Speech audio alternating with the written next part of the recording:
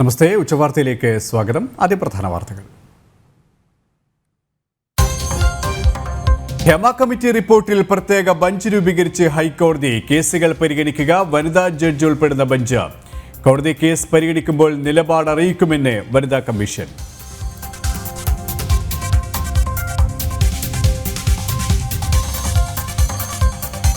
മുഖ്യമന്ത്രിക്കെതിരെ രൂക്ഷ വിമർശനവുമായി CPM ബ്രാഞ്ച് സമ്മേളനങ്ങൾ. PV അൻവറിന്റെ ആരോപണങ്ങൾ ചർച്ചയായി.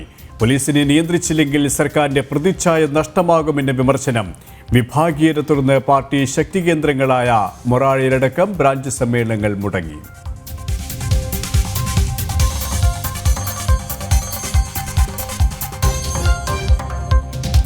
അൻവറിന്റെ ആരോപണങ്ങളിൽ പ്രതിസന്ധിയിലായി പോലീസ്. MR അജിത് കുമാറിനെതിരായി നടപടിയില്ലാത്തതിൽ മുറമുറപ്പ്. അൻവറിനെതിരെ DGPക്ക് പരാതി നൽകി ഷോൺ ജോർജ്. ADGPക്കെതിരെ കേന്ദ്ര ഏജൻസി അന്വേഷിക്കണമെന്ന ആവശ്യം തള്ളി ഹൈക്കോടതി. MR അജിത് കുമാറിനെ മാറ്റി നിർത്തേണ്ടെന്ന് മന്ത്രി V ശിവൻകുട്ടി.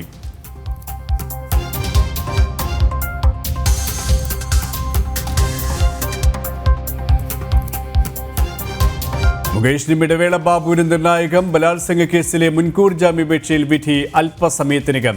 ജയസൂര്യക്കെതിരായ പരാതിയിൽ നടിയുടെ രഹസ്യമൊഴി ഇന്ന് രേഖപ്പെടുത്തും. പീഡന പരാതിയിൽ ഗൂഢാലോചന ആരോപിച്ച് നിവിൻ പോളി DGPക്ക് പരാതി നൽകി.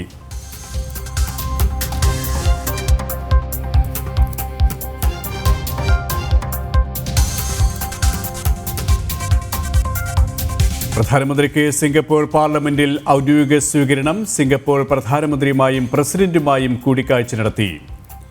സെമി കണ്ടക്ടർ ഫാക്ടറി സന്ദർശിച്ച് മോദി. വിവിധ മേഖലകളിൽ ധാരണാപത്രത്തിൽ ഒപ്പുവെച്ച് ഇരു രാജ്യങ്ങളും.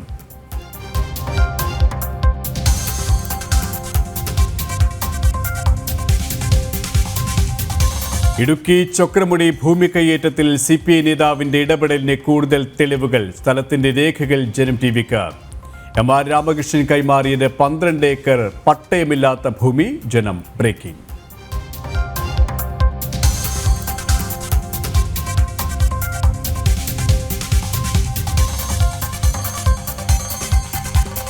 ബലന്റിയർ പുരസ്കാരത്തിനുള്ള സാധ്യതാ പട്ടിക പുറത്തുവിട്ടു. എംബാപ്പയും എർലിംഗ് ഹാലൻഡും ലാമിൻ യമാലും പട്ടികയിൽ. 2003 ശേഷം മെസ്സിയും റൊണാൾഡോയുമില്ലാതെ സാധ്യതാ list.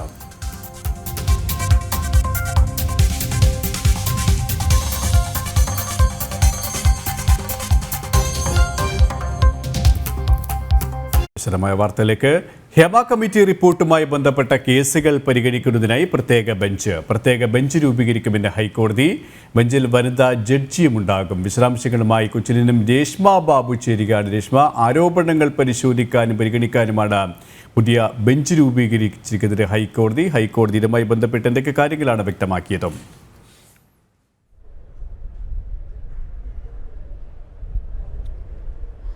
Suresh, retired justice Hema committee റിപ്പോർട്ടിന്മേലുള്ള എല്ലാ കേസുകളും എല്ലാ ഹർജികളും പ്രത്യേക ബെഞ്ച് രൂപീകരിച്ചുകൊണ്ട് പരിഗണിക്കുമെന്നാണ് ഹൈക്കോടതി ഡിവിഷൻ ബെഞ്ച് വ്യക്തമാക്കിയിട്ടുള്ളത്. ഹേമ കമ്മിറ്റി റിപ്പോർട്ടിന്മേൽ അന്വേഷണം ആവശ്യപ്പെട്ടുകൊണ്ട് വിവിധ ഹർജികൾ നിലവിൽ ഹൈക്കോടതിയുടെ മുൻപിലുണ്ട്. ഈ ഹർജികളും ഇനി വരാനിരിക്കുന്ന ഹർജികളും ഒക്കെ തന്നെ ഈ പ്രത്യേക ബെഞ്ചായിരിക്കും പരിഗണിക്കുക. ഈ പ്രത്യേക ബെഞ്ചിൽ ഒരു വനിതാ ജഡ്ജി ഉണ്ടാകുമെന്നും ആക്ടിംഗ് ചീഫ് ജസ്റ്റിസ് ആയിട്ടുള്ള മുഹമ്മദ് മുഷ്താഖ് ഇന്ന് പറയുകയും ചെയ്തിട്ടുണ്ട്. ഈ ഹേമ കമ്മിറ്റി റിപ്പോർട്ട് പുറത്തുവിടുന്നതിനെതിരെ നൽകിയ ചലച്ചിത്ര നിർമ്മാതാവായിട്ടുള്ള സജിമോൻ പാറയിൽ നൽകിയ അപ്പീൽ പരിഗണിക്കവെയാണ് ഇത്തരമൊരു തീരുമാനം ഹൈക്കോടതി പറഞ്ഞിരിക്കുന്നത്. പ്രധാനമായിട്ടും ഇന്ന് ഹർജിക്കാരൻ ഉന്നയിച്ച ഒരു വാദം എന്ന് പറയുന്നത് ഈ ഹേമ കമ്മിറ്റി റിപ്പോർട്ടിൽ അതിൽ ഗുരുതരമായിട്ടുള്ള നിയമപ്രശ്നങ്ങൾ ഉണ്ട് എന്നുള്ളതായിരുന്നു. ഈ ഗൗരവകരമായിട്ടുള്ള വിഷയമായതുകൊണ്ട് തന്നെയാണ് ഹൈക്കോടതി പ്രത്യേക ബെഞ്ച് രൂപീകരിച്ചുകൊണ്ട് ഈ വിഷയങ്ങളൊക്കെ തന്നെ പരിഗണിക്കാനായിട്ട് തീരുമാനമെടുത്തത്. അതോടൊപ്പം തന്നെ ഒരു വനിതാ ജഡ്ജിയെ കൂടി ഉൾപ്പെടുത്തിയിട്ടുണ്ട്. ഒരു 2 അംഗ ബെഞ്ച് ആകാനാണ് സാധ്യത. ഏറെക്കുറെ സാധ്യത അങ്ങനെ തന്നെയാണ്. 3 ബെഞ്ചാണെങ്കിലും 2 ബെഞ്ചാണ്. എന്തായാലും പ്രത്യേകമായിട്ട് ഈ വിഷയം കൈകാര്യം ചെയ്തുകൊണ്ട് തീരുമാനത്തിലേക്ക് കടക്കാനായിട്ടാണ് ഹൈക്കോടതിയുടെ നടപടി ഉണ്ടായിരിക്കുന്നത്. വരും മണിക്കൂറുകളിൽ ഇത് സംബന്ധിച്ച് ഔദ്യോഗികമായിട്ടുള്ള ഉത്തരവ് ഇറങ്ങുമെന്നാണ് പ്രതീക്ഷിക്കുന്നത്. എന്തായാലും നിലവിൽ ഹൈക്കോടതിയിൽ തന്നെ ഹേമ കമ്മിറ്റി റിപ്പോർട്ടിന്മേൽ ക്രിമിനൽ നടപടി, അതായത് കേസ് എടുക്കണമെന്നാവശ്യപ്പെട്ടുകൊണ്ടുള്ള പൊതുതാൽപര്യ ഹർജി അടക്കം ഏകദേശം 4 ഹർജികളാണ് ഉള്ളത്. ക്രൈം നന്ദകുമാർ നൽകിയ ഹർജി, അതോടൊപ്പം തന്നെ പായ് ഹാച്ചർ നവാസ് നൽകിയ ഹർജി. ഇതടക്കം 4 ഹർജികളുണ്ട്. ഇതിൽ ഒരു ഹർജിയിലായിരുന്നു നേരത്തെ ഈ ഹേമ കമ്മിറ്റി റിപ്പോർട്ടിന്റെ സമ്പൂർണ്ണ രൂപം ഹാജരാക്കാൻ സർക്കാരിനോട് ഹൈക്കോടതി ആവശ്യപ്പെട്ടതും അന്ന് ഹൈക്കോടതി എടുത്തു പറഞ്ഞത് ഈ സാമൂഹ്യ പ്രതിബദ്ധതയുള്ള ഒരു വിഷയമാണ്, ഗൗരവകരമാണ് എന്നുള്ളതാണ്. അതുകൊണ്ട് തന്നെ സർക്കാർ ഇക്കാര്യത്തിൽ ഈ കമ്മിറ്റിയുടെ റിപ്പോർട്ടിന്മേൽ കേസെടുക്കുവാൻ സാധ്യതയുണ്ടോ എന്നത് സംബന്ധിച്ച് നിലപാട് അറിയിക്കണമെന്നും അന്ന് ഹൈക്കോടതി പറഞ്ഞിരുന്നു. അതിനുശേഷമാണ് വീണ്ടും 3ഓളം ഹർജികൾ ഈ ഹേമ കമ്മിറ്റി റിപ്പോർട്ടിന്മേൽ അന്വേഷണം ആവശ്യപ്പെട്ടുകൊണ്ട് വന്നത്. അതുകൊണ്ട് തന്നെയാണ് നിലവിൽ ഇതൊരു പ്രത്യേക രൂപീകരിച്ചുകൊണ്ട് തന്നെ ഈ ഹർജികളെല്ലാം മാറ്റാമെന്നുള്ള ഒരു തീരുമാനത്തിലേക്ക് ഹൈക്കോടതി കടന്നത്. എന്തായാലും നിലവിൽ ഹൈക്കോടതിയുടെ ഭാഗത്തു നിന്നും ഉണ്ടായ ഈ ഒരു തീരുമാനം എന്ന് പറയുന്നത് ഏറെ നിർണായകമാണ്. പ്രത്യേകിച്ച് ഹേമ കമ്മിറ്റി റിപ്പോർട്ടിന്മേൽ നാൾക്ക് നാൾ കൂടുതൽ ലൈംഗിക അതിക്രമം സംബന്ധിച്ചുള്ള പരാതികൾ ഉയരുന്ന ഒരു സാഹചര്യമുണ്ട്, കേസുകൾ ഉണ്ടാകുന്നുണ്ട്. ഇത് സംബന്ധിച്ച് സ്വാഭാവികമായിട്ടും ഭാവിയിൽ ഹൈക്കോടതിയിലേക്കും നിയമവ്യവഹാരം കടന്നേക്കും. ഈ ഒരു സാഹചര്യത്തിൽ തന്നെയാണ് ഇത് പ്രത്യേക വിഷയമായിട്ട് പരിഗണിച്ചുകൊണ്ട് അല്ലെങ്കിൽ പ്രത്യേക ബെഞ്ചിലേക്ക് മാറ്റിക്കൊണ്ടുകൊണ്ടുള്ള ഒരു ഹൈക്കോടതി ഡിവിഷൻ ബെഞ്ചിന്റെ നടപടി. രേഷ്മ ബാബു ആണ് കൊച്ചിയിൽ നിന്നും വിശദാംശങ്ങൾ നൽകിയത്. 10-ാം തീയതി ഹൈക്കോടതി ഹേമ കമ്മീഷൻ കേസ് പരിഗണിക്കുമ്പോൾ വനിതാ കമ്മീഷന്റെ നിലപാട് അറിയിക്കും. ഹൈക്കോടതി ഉത്തരവ് വന്നാൽ അത് പ്രാബല്യത്തിൽ വരുത്താൻ ഇടപെടൽ നടത്തുമെന്നും പരാതി പരിഹാര സെല്ലുകളില്ലാത്ത സിനിമാ സെറ്റുകളിൽ പരിശോധന നടത്തുമെന്നും വനിതാ കമ്മീഷൻ അധ്യക്ഷ പി സതീദേവി പറഞ്ഞു.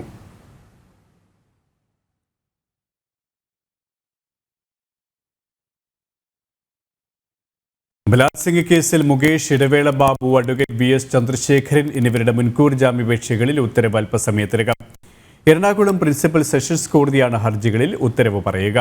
ആലുവ സ്വദേശിനിയായ നടിയുടെ പരാതിയിലെടുത്ത കേസുകളിലാണ് മുൻകൂർ ജാമ്യ ഹർജികൾ.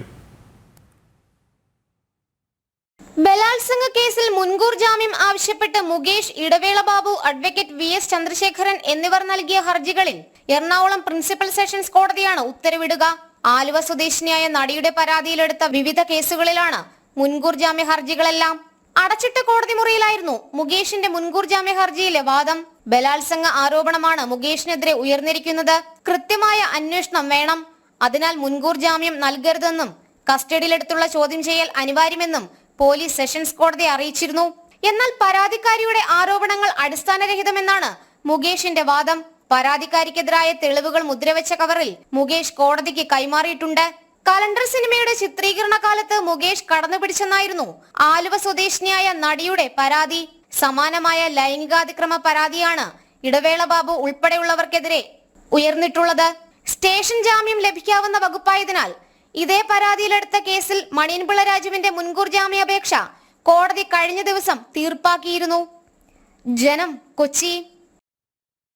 നടൻ ജയസൂര്യക്കെതിരായ പരാതിയിൽ പരാതിക്കാരി നടിയുടെ രഹസ്യമൊഴി രേഖപ്പെടുത്തും. കരമന പോലീസ് എടുത്ത കേസ് തൊടുപുഴ പോലീസിന് കൈമാറുകയായിരുന്നു. 2013 തൊടുപുഴയിൽ ചിത്രീകരിച്ച സിനിമയുടെ ലൊക്കേഷനിൽ വെച്ച് ലൈംഗിക അതിക്രമം കാണിച്ചെന്നായിരുന്നു പരാതി. വിശദാംശങ്ങളുമായി സുബിൻ തോമസ് ചേരുകയാണ്. സുബിൻ,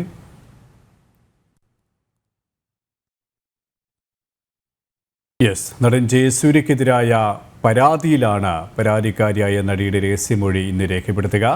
കരമന പോലീസ് എടുത്ത കേസ് തൊടുപുഴ പോലീസിന് കൈമാറുകയായിരുന്നു. 2013 തൊടുപുഴയിൽ ചിത്രീകരിച്ച ഒരു സിനിമയുടെ ലൊക്കേഷനിൽ വച്ച് ലൈംഗിക അതിക്രമം കാണിച്ചുവെന്നായിരുന്നു നടി നൽകിയ പരാതിയിൽ പറയുന്നത്.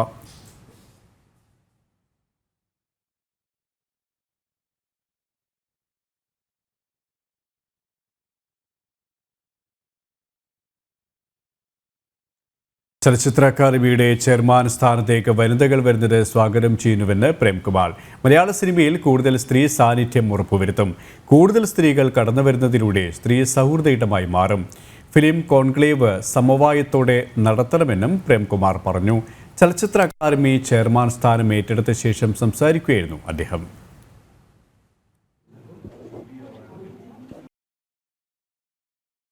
മലയാള സിനിമയിൽ കൂടുതൽ സ്ത്രീകളുടെ സാന്നിധ്യം ഉറപ്പുവരുത്തുക. അതിനു വേണ്ടിയിട്ട് സ്ത്രീകൾക്ക് നമ്മൾ ഈ രംഗത്ത് താല്പര്യമുള്ള, കഴിവുള്ള, പ്രതിഭകളായിട്ടുള്ളവരെ കുറേ പേരെ തിരഞ്ഞെടുത്തിട്ടുണ്ട്. അതെല്ലാം ഈ ഒരു റിപ്പോർട്ടിൻ്റെ പശ്ചാത്തലത്തിൽ കൂടിയാണ് അത്തരം ചില നടപടികളിലേക്ക് നമ്മൾ കടന്നത്. അപ്പോൾ അവർക്ക് ആ ഒരു പരിശീലന പദ്ധതി നമ്മൾ ആരംഭിച്ചു. നേരത്തെ തന്നെ അത് സാംസ്കാരിക വകുപ്പ് മന്ത്രി അത് ഉദ്ഘാടനം ചെയ്ത് അതിൻ്റെ ഒരു കാര്യങ്ങൾ നടന്നുകൊണ്ടിരിക്കുകയാണ്. അപ്പോൾ അതിൻ്റെ 2ാം ഘട്ടം എത്രയും വേഗം നമ്മൾ അത് നടത്തുകയാണ്. കൂടുതൽ സ്ത്രീകൾ ഈ മേഖലയിൽ കടന്നു വരുന്നതോടുകൂടി തന്നെ സ്ത്രീകൾ അപ്പോൾ അത് ഒരു സ്ത്രീ സൗഹൃദമായ തൊഴിലിടമായിട്ടത് മാറും. അതുതന്നെയാണ് സർക്കാർ ഉദ്ദേശിക്കുന്നത്.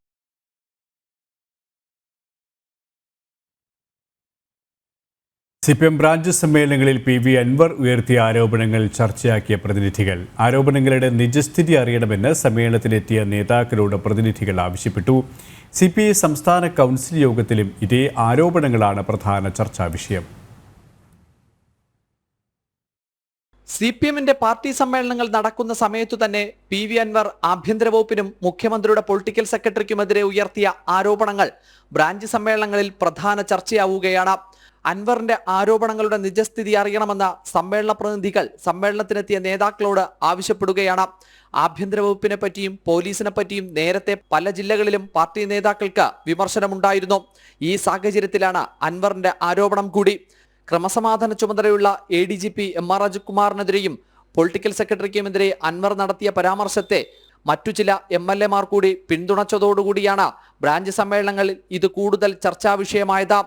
അതേസമയം ഇന്ന് ആരംഭിച്ച CPIയുടെ സംസ്ഥാന എക്സിക്യൂട്ടീവ് യോഗത്തിലും ആരോപണങ്ങൾ പ്രധാന ചർച്ചാ വിഷയമാവുകയാണ്. അജിത് കുമാറിനെ മാറ്റി നിർത്തി സമഗ്രമായ അന്വേഷണം വേണമെന്നാണ് നേരത്തെ തന്നെ CPI ആവശ്യപ്പെട്ടത്. സർക്കാരിനും മുന്നണിക്കും ക്ഷീണമുണ്ടാക്കുന്ന തരത്തിലാണ് ഉയർന്നു വന്ന ആരോപണങ്ങൾ എന്നാണ് CPIയുടെ വിലയിരുത്തൽ. ജനം, തിരുവനന്തപുരം. വിഭാഗീയതയിൽ കുലുങ്ങി പാർട്ടി ഗ്രാമങ്ങൾ. MV ഗോവിന്ദന്റെ നാട്ടിൽ CPM ബ്രാഞ്ച് സമ്മേളനങ്ങൾ മുടങ്ങി.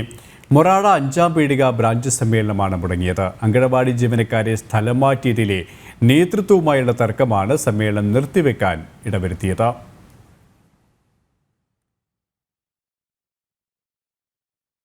PV അൻവറിന്റെ ആരോപണങ്ങളിൽ അന്വേഷണം ആവശ്യപ്പെട്ട് നൽകിയ പൊതു താൽപര്യ ഹർജി ഹൈക്കോടതി തള്ളി. ജോർജ് വട്ടുകുളമാണ് ഹർജി നൽകിയത്. ഹർജി അപക്വമെന്ന് ഡിവിഷൻ ബെഞ്ച് വ്യക്തമാക്കി. പ്രശസ്തിക്ക് വേണ്ടിയുള്ള ഹർജിയെന്നും വിമർശനം.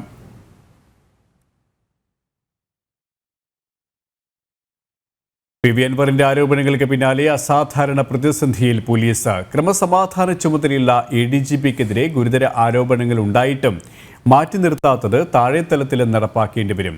പോലീസിനെ നാണം കെടുത്തിയിട്ടും മലപ്പുറം മുൻ SP സുജിത് ദാസിനെതിരെ കാര്യമായ നടപടിയില്ലാത്തതും സേനയിൽ ആദ്യമാണ്.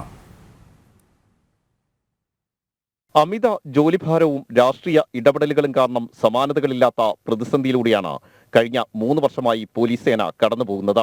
പോലീസിൽ ആത്മഹത്യകൾ വർദ്ധിക്കുന്നതിനൊപ്പം സേനയോട് വിട പറയുന്ന ഉദ്യോഗസ്ഥരുടെ എണ്ണവും കൂടുന്നു. ഇതിനൊന്നും പരിഹാരം കാണാൻ പോലീസ് തലപ്പത്തെ ഉന്നതർ ശ്രമിക്കുന്നില്ല. ഇതിനിടെയാണ് PV അൻവറിന്റെ ADGPക്കെതിരായ ആരോപണവും SP-യുടെ യാചനയും പോലീസ് സേനയെ പിടിച്ചുകുലുക്കുന്നത്. അച്ചടക്കത്തിന്റെ പേരിൽ താഴെത്തലത്തിൽ ഉദ്യോഗസ്ഥർക്കെതിരെ വാളെടുക്കുന്നവർക്കെതിരെയാണ് ഗുരുതരമായ ആരോപണങ്ങൾ ഉയർന്നത്. സംസ്ഥാനത്തെ ക്രമസമാധാനം ഉറപ്പാക്കേണ്ട ADGPക്കെതിരെ ഭരണപക്ഷ MLA തന്നെ ആരോപണം ഉന്നയിച്ചിട്ടും ഒന്നും നടന്നില്ല. അതിലും ഗുരുതരമാണ് SP സുജിത് ദാസ് MLA-യുടെ കാല് പിടിച്ച് അപേക്ഷിക്കുന്നത്. അതും ഒരു സ്ഥലം മാറ്റത്തിൽ മാത്രമായി എല്ലാം സർക്കാർ ഒതുക്കി. താഴെത്തലത്തിൽ ചെറിയ ആരോപണങ്ങൾക്ക് പോലും കടുത്ത നടപടികൾക്ക് ഇതേ ഉദ്യോഗസ്ഥർ തന്നെയാണ് ശുപാർശ നൽകുന്നത്. പക്ഷേ മുഖ്യമന്ത്രിക്ക് വേണ്ടപ്പെട്ടവരാകുമ്പോൾ പതിവ് രീതികൾ മാറുന്നുവെന്നാണ് സേനയിൽ ഉയരുന്ന ആരോപണം. ഇത് പോലീസിൽ അസാധാരണ പ്രതിസന്ധിയും ഉണ്ടാക്കുന്നുണ്ട്. സമാനമായ പരാതികൾ ഉണ്ടായാൽ ഇപ്പോഴത്തെ രീതി തുടരേണ്ടി വരും. ഇല്ലെങ്കിൽ IPS ഉദ്യോഗസ്ഥർക്ക് മാത്രം സംരക്ഷണം ലഭിക്കുന്നുവെന്ന പരാതി ഉയർന്നേക്കാം. R. രാജീവ്, ജനം, തിരുവനന്തപുരം. PV അൻവറിനെതിരെ പരാതി നൽകി BJP നേതാവ് ഷോൺ ജോർജ്. DGPക്കാണ് പരാതി നൽകിയത്. ഗുരുതര കുറ്റകൃത്യങ്ങൾ അറിഞ്ഞിട്ടും മറച്ചുവെച്ചുവെന്നും പരാതിയിൽ പറയുന്നു.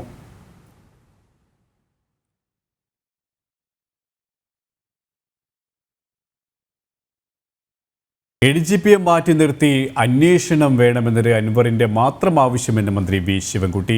അൻവറിന്റെ വെളിപ്പെടുത്തലിൽ നിയമപരമായ നടപടിയെടുത്തു. വിഷയത്തിൽ സർക്കാരിന് അതേ അഭിപ്രായമില്ല. ആരുടെ ഭാഗമാണ് ശരിയെന്ന് അന്വേഷണത്തിന് ശേഷം തെളിയുമെന്നും മന്ത്രി പത്തനംതിട്ടയിൽ പറഞ്ഞു.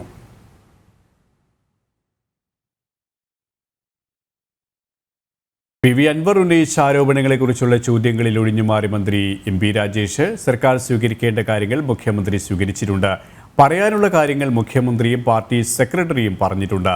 പാർട്ടി സമ്മേളനങ്ങളിൽ സർവ്വദേശീയ വിഷയങ്ങൾ ഉൾപ്പെടെയെല്ലാം ചർച്ച ചെയ്യുമെന്ന് മന്ത്രി കോഴിക്കോട്ട് പറഞ്ഞു. അക്കാര്യത്തിൽ സർക്കാർ സ്വീകരിക്കേണ്ട നടപടികളെല്ലാം മുഖ്യമന്ത്രി സ്വീകരിച്ചിട്ടുണ്ട്. പറയേണ്ട കാര്യങ്ങളെല്ലാം മുഖ്യമന്ത്രിയും പാർട്ടി സംസ്ഥാന സെക്രട്ടറിയും LDF കൺവീനറും പറഞ്ഞിട്ടുണ്ട്. പാർട്ടി സമ്മേളനങ്ങളുടെ മുമ്പിൽ ഒരുപാട് കാര്യങ്ങൾ, രാഷ്ട്രീയമായിട്ടുള്ള കാര്യങ്ങൾ, സാർവദേശീയവും ദേശീയവുമായിട്ടുള്ള കാര്യങ്ങളൊക്കെ ചർച്ച ചെയ്യുന്ന വേദിയാണ് പാർട്ടി സമ്മേളനം.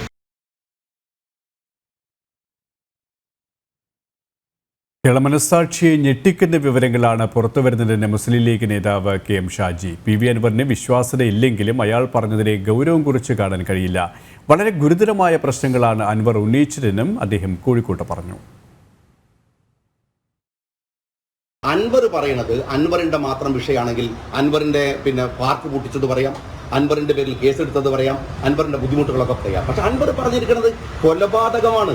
ADGPയെ പോലെ ഒരു നിയമം പരിപാലിക്കേണ്ട ഉദ്യോഗസ്ഥൻ ആളുകളെ കൊല്ലിച്ചിട്ടുണ്ട് എന്നാണ്. ഒരു ഉദ്യോഗസ്ഥൻ ആത്മഹത്യ ചെയ്തു എന്നാണ്. ഒരു കസ്റ്റഡി മരണത്തിന് പോലീസ് ഉത്തരവാദിയായിട്ടുണ്ട് എന്നാണ്.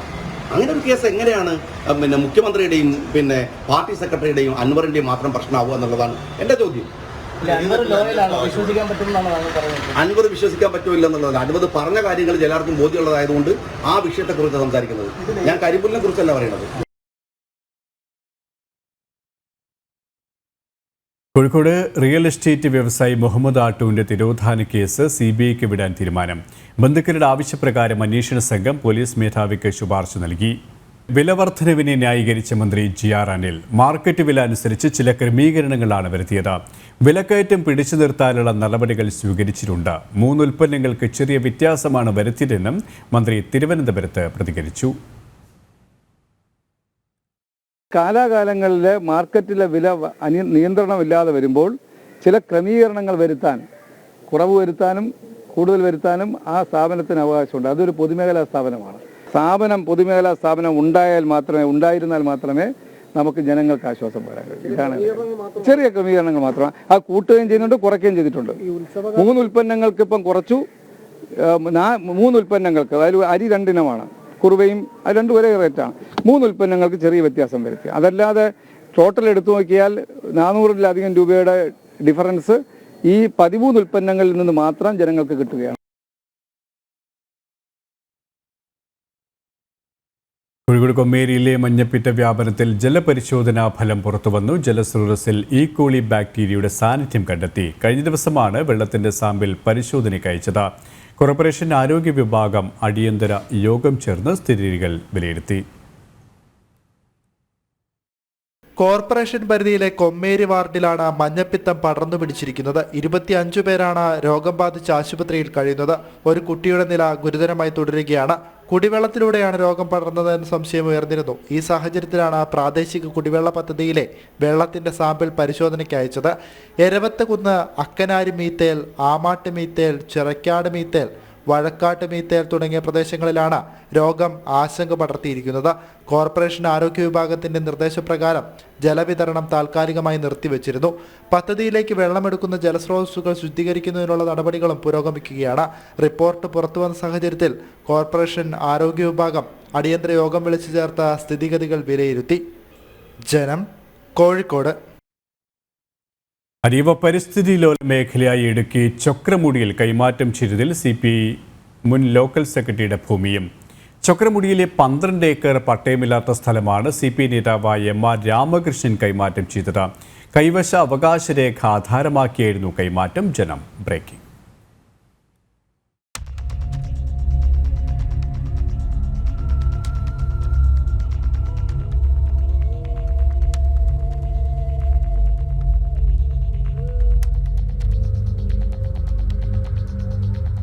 ആയിരത്തി 1984 KM വർഗീസ് എന്ന വ്യക്തിയിൽ നിന്നും ഏക്കറിന് 60 രൂപ കണ്ട് 20 ഏക്കറോളം സ്ഥലം ചൊക്രമുടിയിൽ നിന്നും കൈമാറ്റം ചെയ്യപ്പെട്ട് ലഭിച്ചതിന്റെ രേഖകൾ കാണിച്ചാണ് CPI ചിന്നക്കനാൽ മുൻ ലോക്കൽ സെക്രട്ടറി MR രാമകൃഷ്ണൻ 2023 12 ഏക്കറോളം ഭൂമി അടിമാലി സ്വദേശിയായ സിബി ജോസഫിന് കൈമാറിയത്.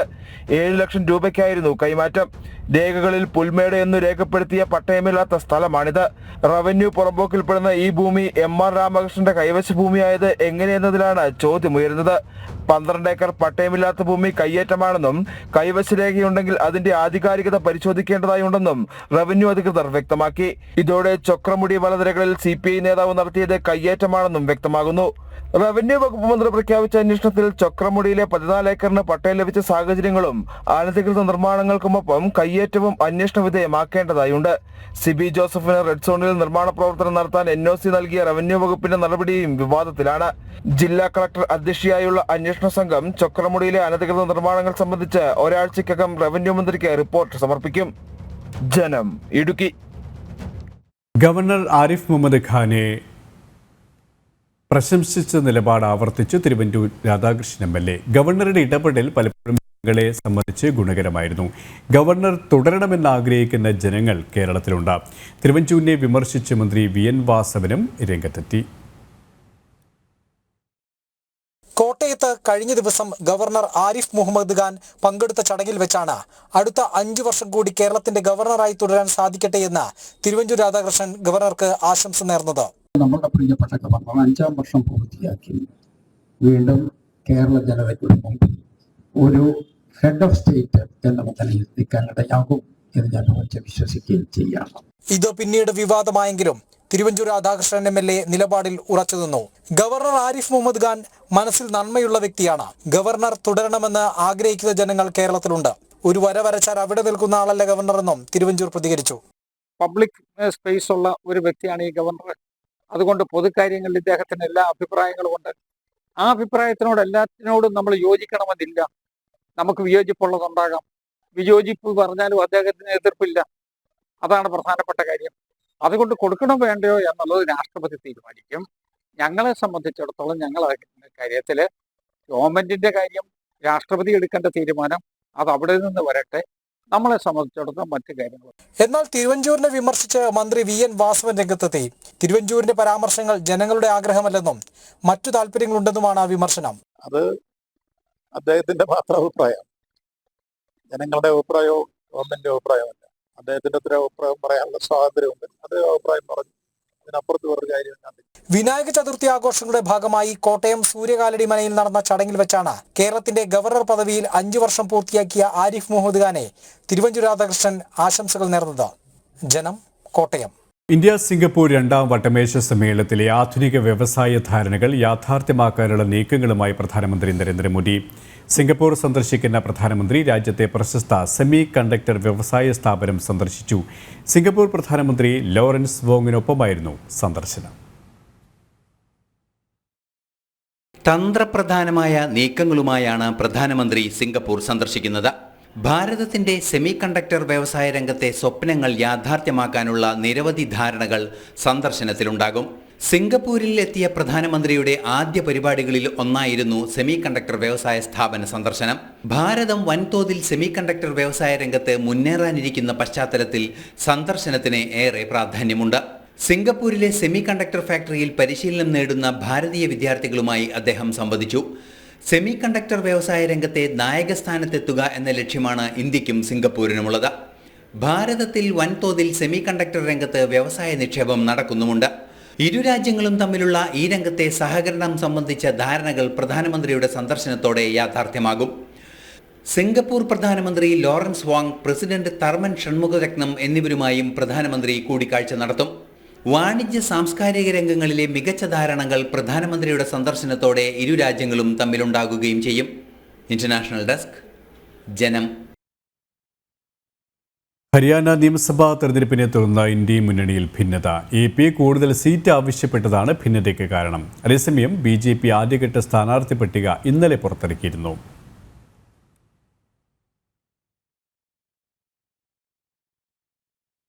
വീക്ഷണം പത്രത്തിന്റെ മുൻ മുഖ്യ പത്രാധിപരും സാഹിത്യകാരനുമായ KL മോഹനവർമ്മ BJP അംഗത്വം സ്വീകരിച്ചു. BJP സംസ്ഥാന ഉപാധ്യക്ഷൻ ഡോക്ടർ KS രാധാകൃഷ്ണനിൽ നിന്നുമാണ് അംഗത്വം സ്വീകരിച്ചത്.